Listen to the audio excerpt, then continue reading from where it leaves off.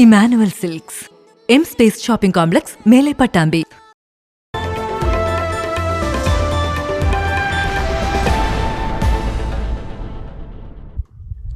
പട്ടാമ്പിയിലെ പാർക്കിംഗുമായി ബന്ധപ്പെട്ടുള്ള പോലീസ് നടപടിക്കെതിരെ പ്രത്യക്ഷ സമരത്തിനൊരുങ്ങി വ്യാപാരികൾ. തിങ്കളാഴ്ച കടകളടച്ച് പ്രതിഷേധിക്കുമെന്ന് സംയുക്ത വ്യാപാരി കൂട്ടായ്മ ഭാരവാഹികൾ പട്ടാമ്പിയിൽ വിളിച്ചുചേർത്ത വാർത്താസമ്മേളനത്തിൽ അറിയിച്ചു. പട്ടാമ്പിയിലെ ഗതാഗത കുരുക്കിന് പരിഹാരം തേടിയാണ് പോലീസ് പാർക്കിംഗുമായി ബന്ധപ്പെട്ടുള്ള നടപടികളുമായി രംഗത്തെത്തിയത്. എന്നാൽ പോലീസിന്റെ നടപടി വ്യാപാരികളെയും പൊതുജനങ്ങളെയും ഒരുപോലെ വലയ്ക്കുന്നതാണെന്ന് ചൂണ്ടിക്കാണിച്ചാണ് വ്യാപാരികൾ സമരം പ്രഖ്യാപിച്ചത്. ടൗണിൽ എവിടെ വാഹനം നിർത്തിയാലും പിഴ ഈടാക്കുന്ന സമീപനമാണ് പോലീസ് സ്വീകരിക്കുന്നതെന്നാണ് വ്യാപാരികളുടെ ആക്ഷേപം. ഇതിനെതിരെയാണ് ഇപ്പോൾ പ്രത്യക്ഷ സമര പരിപാടികൾക്ക് വ്യാപാരികൾ രൂപം നൽകിയിരിക്കുന്നത്.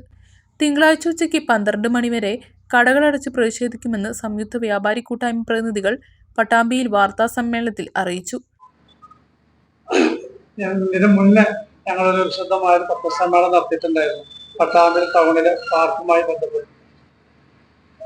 അതിന്റെ മുന്നേ ഞങ്ങൾ അതിനുശേഷം തന്നെ ഉത്തരവാദിത്തപ്പെട്ടവർക്ക് വളരെ രേഖാമൂലം നേരിട്ടും പല രീതിയിലും ഞങ്ങൾ ഇന്ന് വരെ കാണുന്നവരെ പറഞ്ഞതാണ്. അത് ഈ ചാർജ് ചെയ്യുന്നതിന് പിന്നോട്ട് പോകാതെ ശേഷം പട്ടാമ്പി പോലീസിനില്ല ഞങ്ങൾക്ക് മനസ്സിലായത്. ഒരു പ്രതികാര നടപടിയാണോ ഓണം പട്ടാമ്പി പോലീസ് ഈ രൂപത്തിലാണ് മെനക്കെടുന്നെങ്കിൽ ഞങ്ങളുടെ സ്ഥാപനങ്ങൾ അടച്ചിട്ടുകൊണ്ട് പട്ടാമ്പിയിലെ പൂർണ്ണമായി ഞങ്ങൾ കടകൾ അടച്ചിട്ടുകൊണ്ട് ഒരു പ്രതിഷേധ ധർണ നടത്താൻ വേണ്ടി ഞങ്ങൾ തീരുമാനിച്ചിരിക്കുകയാണ്.